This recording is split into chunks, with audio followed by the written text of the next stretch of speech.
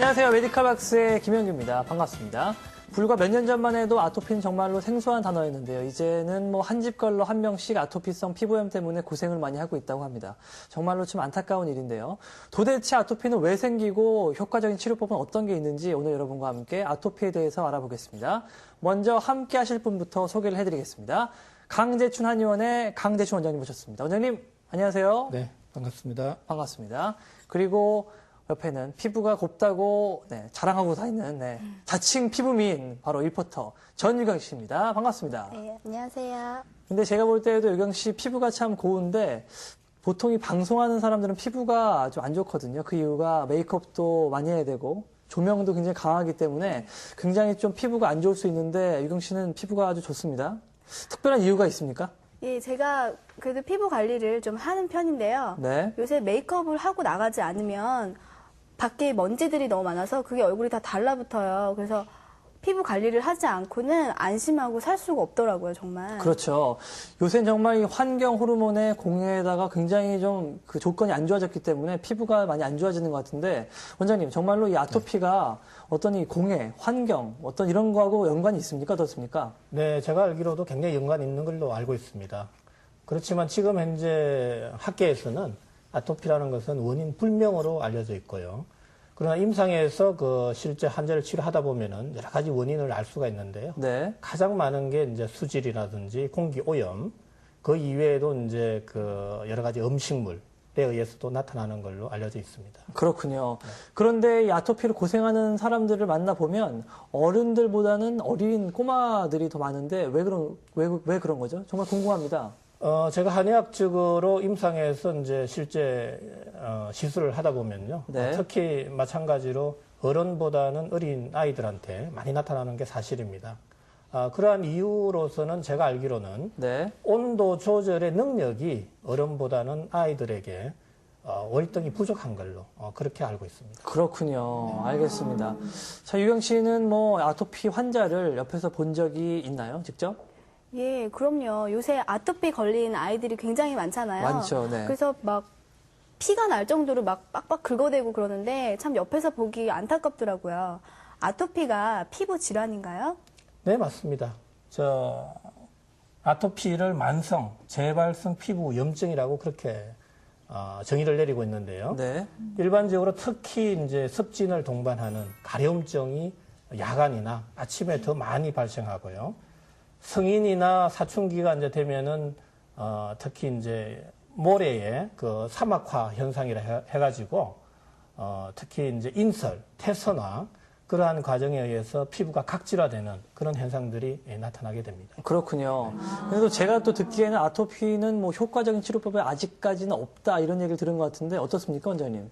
네, 지금까지는 대체적으로 증상을 완화시켜주는 그러한 대증요법으로만 시행을 하고 있습니다. 그렇군요. 대체적으로 이제 염증이 많이 났을 경우에는 항생제를 쓴다든지 감염에 우려가 있을 때는 역시 마찬가지로 항생제나 스테로이드 제제 그리고 가려움증이 심할 경우에 있어서는 항히스타민 제제 그러한 것들을 쓰고 있고요. 그 이외에도 이제 외용약이라든지 보습제를 이용해서 증상을 완화시켜주고 있습니다. 그렇군요. 그래서 또 궁금한 것은 우리 전통의학인 한의학에서는 아토피를 어떻게 보고 있는지 궁금하고요. 그리고 이 한방에서는 아토피를 어떻게 정의 내리고 있습니까? 실제 동의보감에서도 아토피와 딱 맞는 그러한 질병은 없습니다. 그렇지만 우리 한의학적으로 변증을 내릴 때 태열, 폐열, 간열 이렇게 한 3가지 정도로 구분해서 네. 변증을 하고 치료를 하고 있습니다. 그렇군요. 네네.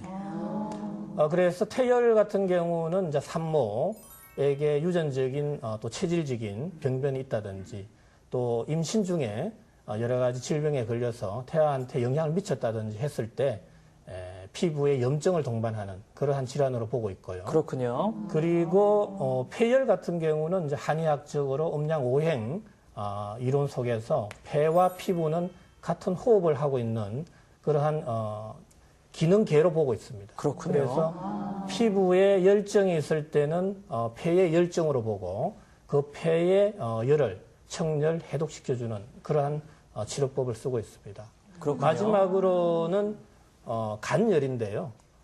간에 열증이 있을 경우에는 특히 이제 가려움증을 많이 동반하게 되죠. 아토피는 가려움증이 특히 새벽이나 아침에 많이 나타날 수밖에 없는데요.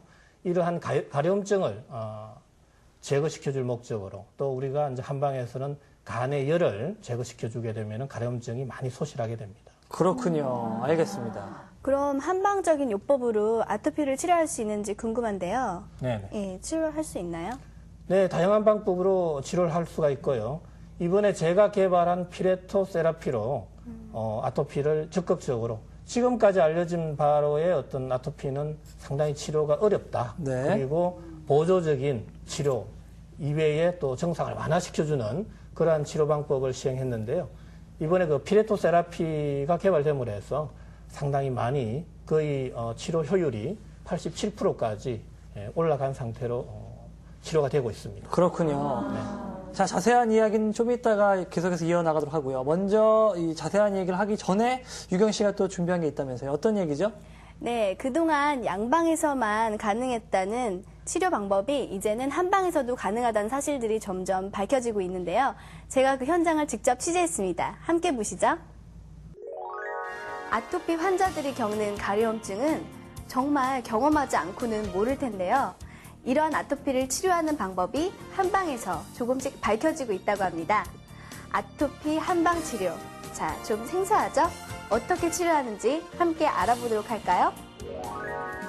아토피 치료에 있어 저심부온도 증후군은 중요한 열쇠가 된다는데 바로 환자의 저심부온도 증후군 여부를 판단하기 위해 설문을 비롯한 여러 검사가 이어진다.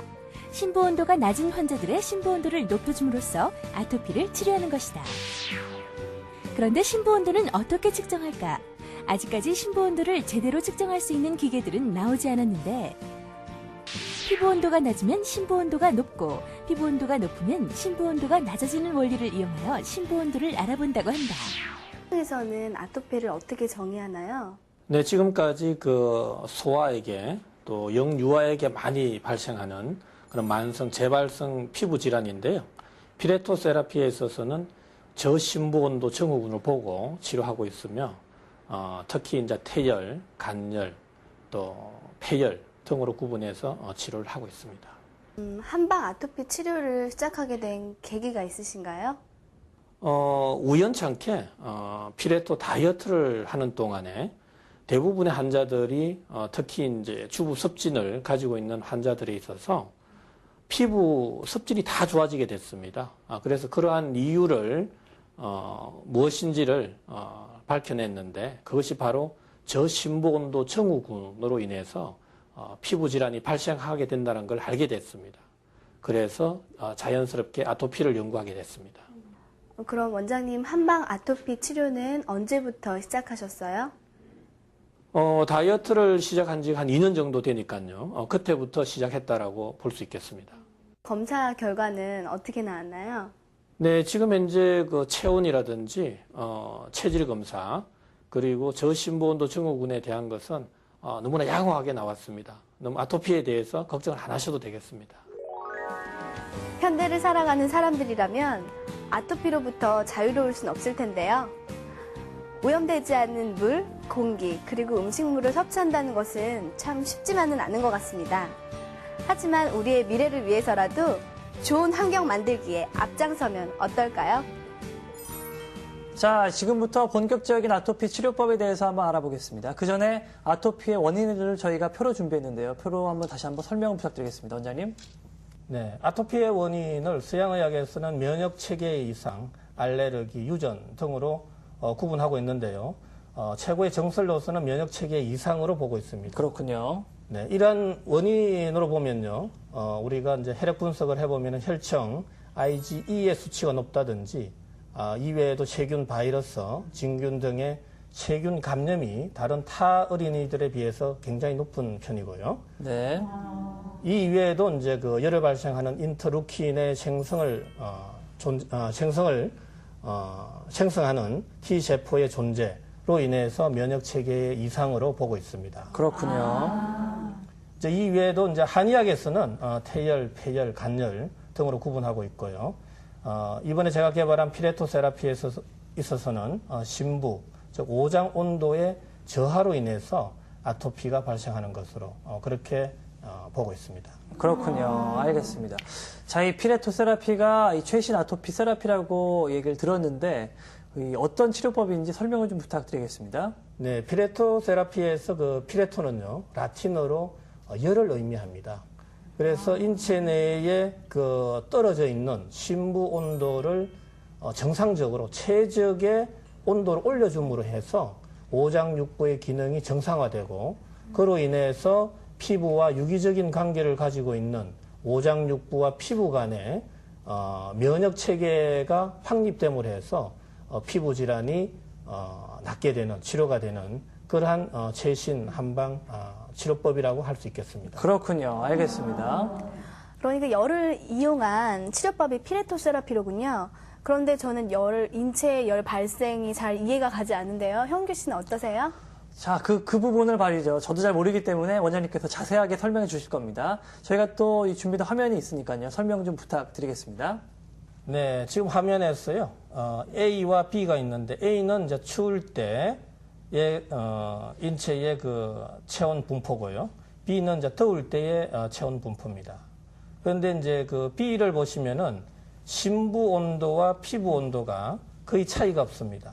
지금 현재 37도와 36도, 적어도 1도 정도의 차이밖에 없는데요.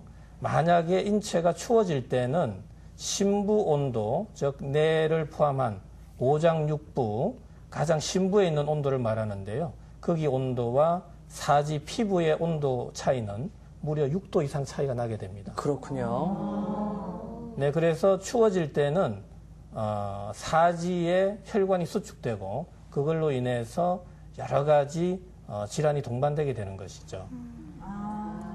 네, 다음 그림 설명해 주시죠. 그리고 이제 하루 동안의 체온 변동을 보시면요. 우리가 저녁에는 대체적으로 낮보다는 계속 그 체온이 떨어지고 있습니다. 이 그래프에서 보시면은 직장 온도가 저녁 6시부터 계속해서 떨어지는 걸 볼 수가 있죠. 네. 그리고 새벽 1시가 되면은 36.5도 이하로 떨어지고요. 아침 6시까지는 계속해서 저체온증에 빠지는 그런 현상을 보이게 되고, 아침 8시 정도부터는 이제 우리가 실제 이제 일어나서 활동하기 시작하게 되면은 우리가 정상적인 체온을 유지하게 되는 것이죠. 그렇군요. 이렇게 온도가 굉장히 많이 변하는 걸 알 수가 있었는데요. 이 피부 온도와 다 여러 가지를 비교한 여러 자료를 또 준비했습니다. 설명을 또 계속해서 이어 부탁드리겠습니다. 네, 이 그래프는 이제 성인과 신생아에 있어서의 그래프입니다. 열 생산과 피부 온도와의 관계를 볼 수 있는데요. 성인들은 피부 온도가 30도에서 20도 정도로 떨어져도 열 생산이 약간의 상승 곡선을 그리는 걸 볼 수가 있고요. 신생아에 있어서는 조금의 어떤 온도 변화가 있어도 급격한 열 생산을 보이고 있습니다. 그러네요. 그래서 우리가 임상에서도 신생아에 있어서 감기가 걸리면은 고열을 동반하는 이유가 바로 이러한 온도 적응에 문제가 있기 때문에 발생하는 것으로 보고 있습니다. 그렇군요. 네, 다음 그림 설명해 주시죠. 그리고 피부 온도와 혈류량의 관계인데요. 우리가 이제 마찬가지로 빨간 곡선은 신생아고 그 다음에 그린 곡선은 성인입니다. 여기에서도 보시면은 신생아는 피부 온도가 조금만 떨어져도 혈류량이 급격하게 줄어드는 걸 볼 수가 있습니다. 그래서 심부 온도가 떨어질 경우는 신생아에 또 유아나 소아기에 있어서는 혈류량의 변화를 급격한 혈류량의 변화가 오기 때문에 아토피가 발생하는 것으로 그렇게 보고 있습니다. 그렇군요. 다음 그림 설명해 주시죠. 이제 이 외에도 이제 심부 온도와 피부 온도와의 관계인데요.